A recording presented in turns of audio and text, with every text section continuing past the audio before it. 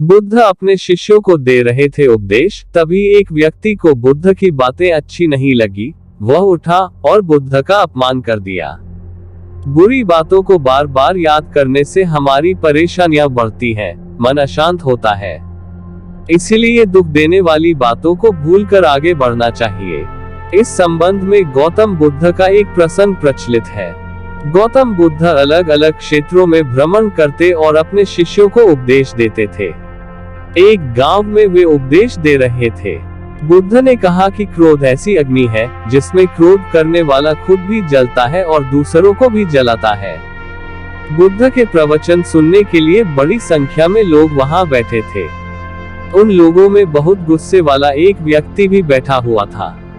उसे ये बातें पसंद नहीं आई। वह अचानक उठा और बोलने लगा कि बुद्ध, तुम पाखंडी हो। बड़ी बड़ी बातें करना ही तुम्हारा काम है। तुम लोगों को भ्रमित कर रहे हो। तुम्हारी ये बातें आज कोई मायने नहीं रखती है। व्यक्ति लगातार बुद्ध को अपमानजनक बातें सुना रहा था। वहां बैठे सभी लोग ये देखकर हैरान थे कि बुद्ध ये सब शांति से सुन रहे थे, लेकिन कुछ बोल नहीं रहे थे।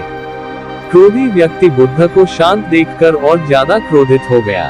वह बुद्ध के पास गया और उनके मुंह पर थूककर वहां से चला गया।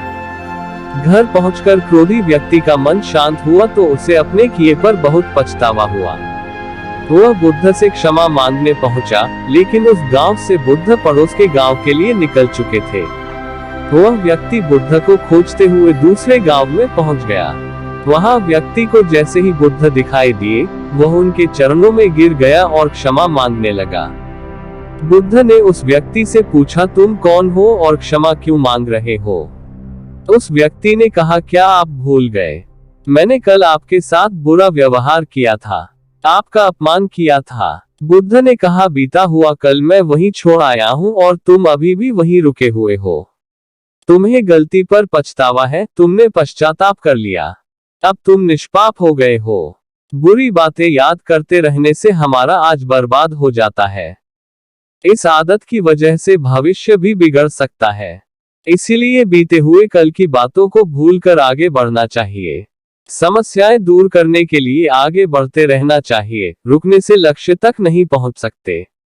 सीख: क्रोध का जवाब क्रोध से देने पर बिगड़ जाती है बात। ऐसी स्थिति में एक को शांत रहना चाहिए।